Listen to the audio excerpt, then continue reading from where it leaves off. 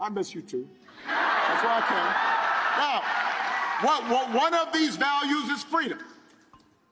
So let's talk about that for a second. I do not think we have ever had, I don't think we've ever had an election where candidates understand the concept, the idea, and the reality of freedom so differently. Because for Donald Trump and his cronies, freedom basically means getting away with stuff. It means, well, you know, if I want to bust a union, I can get away with that. And no, do not move. Vote. I gotta say, you know, I have done a lot of rallies, so I don't usually get nervous. But I was feeling some kind of way following Eminem. I mean, I notice my palms are sweaty, knees weak, arms are heavy, vomit on my sweater already, mom's spaghetti. I'm nervous, but on the surface I look calm and ready to drop bombs, but I keep on forgetting.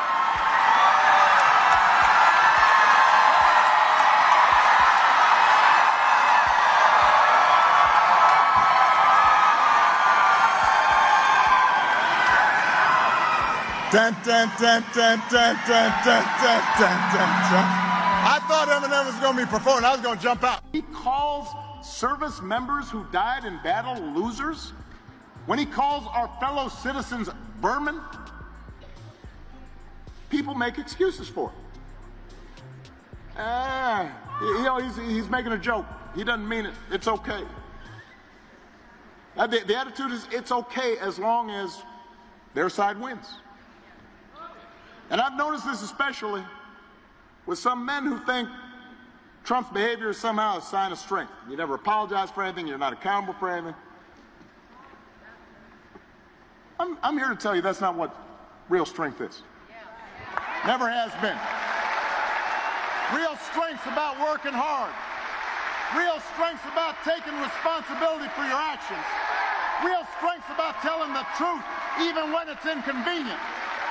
Real strength is about helping people who need it and standing up for those who can't stand up for themselves. That's what we should want for our daughters and our sons. That's what I want in the President of the United States.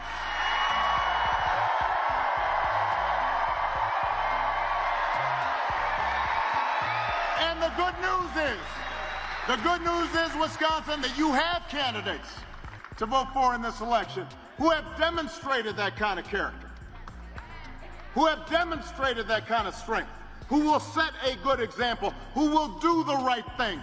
They won't be perfect. They will not solve all your problems. There will still be issues out there that we have to address, but they will lead this country better than they found it.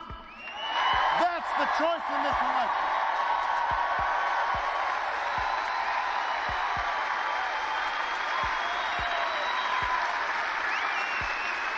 It is not just policies that are on the ballot. It is who we are and what we stand for.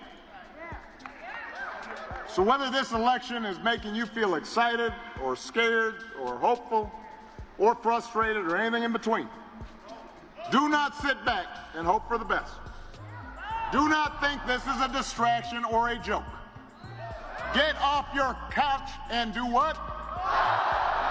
Put down your phones and do what? Vote for Kamala Harris as the next President of the United States. Vote for Tim Walz as the next Vice President of the United States.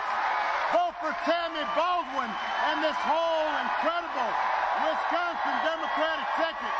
Get your family and friends and neighbors and co-workers to do the same. If enough voices are heard, we'll leave no doubt about the outcome of this election.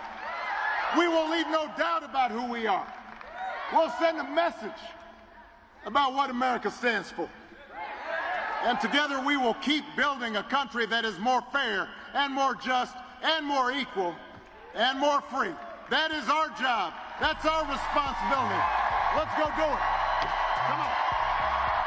If your grandpa was acting like this, you'd be worried. You'd call up You call up your sister, your brother, your cousin. You be all like, let me holler at you. Hey, have you noticed Grandpa? He acting a little funny. But this is somebody who wants unchecked power. We do not need to see what an older, loonier Donald Trump looks like with no guardrails. America's ready to turn the page.